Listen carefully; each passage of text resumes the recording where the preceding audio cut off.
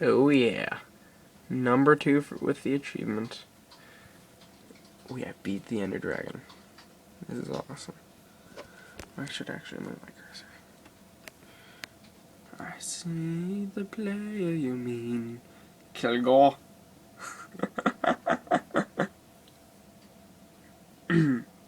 Yes, take care. It has reached a higher level now.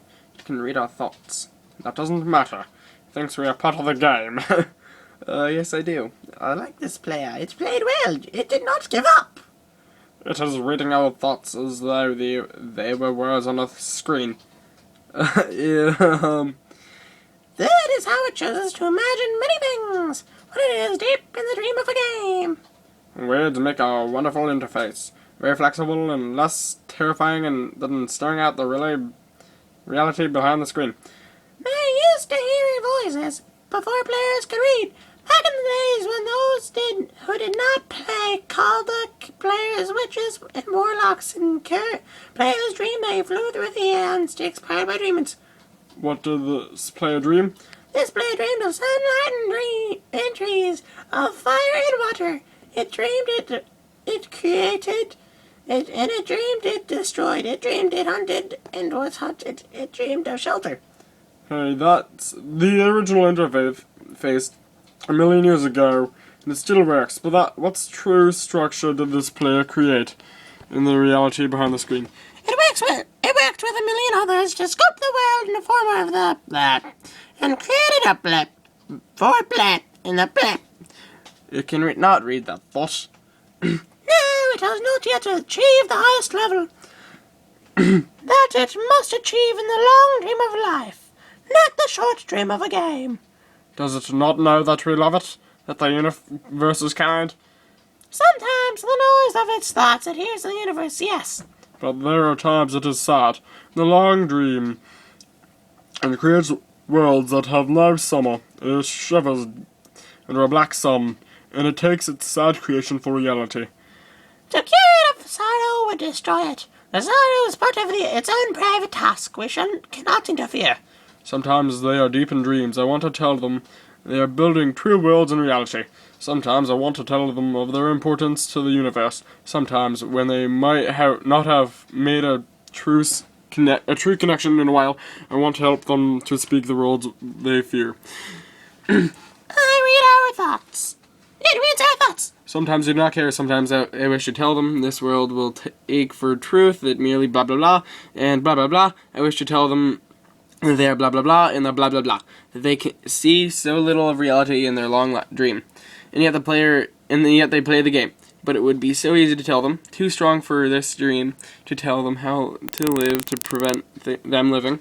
I will not tell the player how to live. The player is growing restless. I will tell the player a story, but not the truth. No, a story that contains the truth safely, in a cage of words, not the naked truth that can burn over any distance. And give it a body again. Yes, player. Use its name! Use its name! Kilgore, player of games. Oh, good. Now take a breath. Take another. Feel air in your lungs. Let your limbs return. Yes, move your fingers. Have a body again. Under gravity, in air, respawn in a long dream. There you are, your body touching the universe again at every point, as though you were separate things. As though we were separate things. Who are we? Once we were called the spirit of the mountain, Father, Son, Mother, Moon, ancestral spirits, animal spirits, jinn, what? Ghosts, the green man, and gods, demons, angels, poltergeists, aliens, extraterrestrials, leptons, quarks. The words change, we do not change. We are the universe, we are everything you think isn't you. You are looking at us now, though. Your skin and your eyes and why it is the universe touch you, your skin and throw light on you, to see you, player, to know you, and to be known. I shall tell you a story. Once upon a time there was a player. That player was you, Kilgore. Sometimes it thought itself human on the thin crust of a spinning globe of molten rock. The ball of molten rock circled a ball of blazing gas that was 330,000 times more massive than it. Blah blah blah. I cannot read all this. So you can just yeah. I'll just try. Sometimes the player dreamed it was a miner If was so little that was flat and infinite, and the sun was a square of white. The days were short. Was much to do, and death was a temporary inconvenience. Sometimes the player dreamed it was lost in a story. Sometimes the player dreamed it was of other things in other places. Sometimes these dreams were disturbing, sometimes very beautiful indeed. Sometimes the player woke from one dream into another, then woke into the third. Sometimes the player dreamed it watched words on a screen. Let's go back. The atoms of the player were scattered in the grass, in the rivers, in the air, in the ground. A woman gathered the atoms. She drank and ate and inhaled, and the woman assembled the player in her body. What? And the player awoke from the warm, dark world of its mother's body into the long dream. And the player, a new story never told before, written in letters of DNA.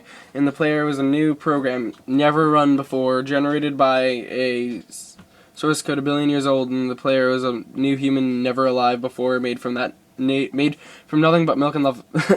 You are the player of the story and the program, the human made from nothing but milk and love. Let's go forward. Farther back. The 7 billion atoms of the player's body were created long before this game. In the heart of a star, so the player information is from a star, and the player moves through a story which I cannot read, blah blah blah. Julian on Flat, Infinite World, blah, blah, blah, by Marcus. Shush. Sometimes the player created a small private world that was soft and warm and simple, sometimes hard and cold, complicated. Sometimes it built a model of the universe in its head, flux of energy, blah blah blah. Some electrons and protons. Sometimes it called them planets and stars. Sometimes it believed it was the universe that was made of energy, that was made of offs and ons, zeros and ones, lines of code. Sometimes it believed it was playing a game. Sometimes it believed it was reading words on a screen. You are the player reading words. Shush. Sometimes the player reads lines of code on a screen, decoded them into words, decoded words into meetings. I cannot read this. Tell you that I'm getting myself a flaw for whatever the reason. And you can read this on yours because I'm really out of breath. Inviting everybody else to get some fly too. Yeah, blah blah blah. Sometimes the player believed the universe had spoken through the zeros and ones, through the electricity of the world, through the scrolling words on a screen at the end of a dream. And the universe said, I love you. And the universe said, you have played the game well. And the universe said, everything you'll need is within you. And the universe said, you are stronger than you know. And the universe said, you are the daylight. And the universe said, you are the night. Stop talking, universe. And the universe said, the darkness you fight is within you. And the universe said, the light you seek is within you. And the universe said, you are not alone. And the universe said, you are not separate from every other thing. I'm just gonna turn on some light. And the universe said, you are the universe tasting, talking to itself. Testing. Universe tasting itself, talking to itself, reading its own code. And the universe said, I love you because you are love. And the game was over, and the player woke up from the dream, and the player began a new dream, and the player dreamed again, dreamed better, and the player was the universe, and the player was love. Oh gosh, no thank you. You are the player who wake up. And credits. La la la la la.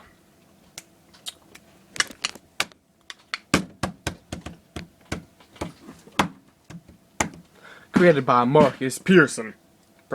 What? He's a person? I didn't know that. Game design, programming, and graphics. Marcus Pearson. Jens Bergeston. Jens, not Jens. Nathan Adams. Adams. Programming. Eric Browse. Music and sound. Daniel Rosenfeld. And no one else. Come on, Danielle, you need other people. In-game work, artwork, and paintings. Christopher Zefferstand. End-game narrative. Julian Go. Oh, nice. You're very, very nice. You're doing, yeah. Website development. Tobias Molstam.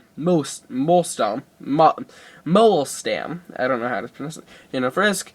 Leonard Alexon. Jens Bergestein and Marcus Persson.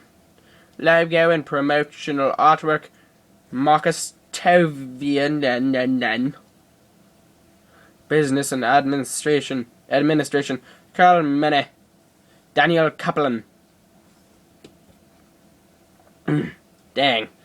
Director of Fun. Yay! Lydia Winters. Let's have some fun! No. Number crunching and statistics. Patrick Gierder. Oh, cool. Additional programming. Paul Spooner. Ryan Skyvalus Hitchman. Elliot Hippoplatymus Segel. Developers of Merry Creatures, Horses, etc.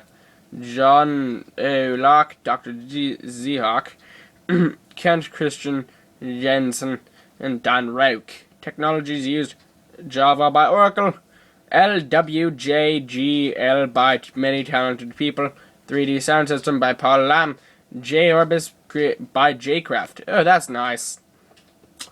Jorbis. That sounds like... I don't know.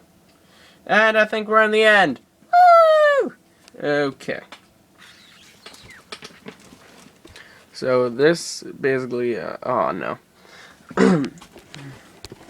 20 years from now, you'll be more disappointed by the things you didn't do than the ones you did do. So throw off the bowlines, sail away from the safe harbor, catch the trade winds in your sails, explore, dream, discover, by unknown. And I think this ends it. And I just wanted to do this. This is basically marking that. Dom Rao, Amazing Zombie, and Kilgore, me, have completed the Ender Dragon fight. And well, yeah, no one else came. I really didn't know if we should have. So if you're angry at us for doing it, I'm sorry. It's not. Yeah. Not really my fault. They organized it. I probably look really bad in this picture. The sunlight is in my eyes. It's in your eyes now. And look at that. So I died. I lost Riptide, my god sword, and my the boots of Hermes, and the my Aurelian bow, which were all god items. So yeah, I lost a lot of nice stuff, and I'm actually out of gold and iron because, well, that's me. But here we go, we won. I'm the last guy on, so bye.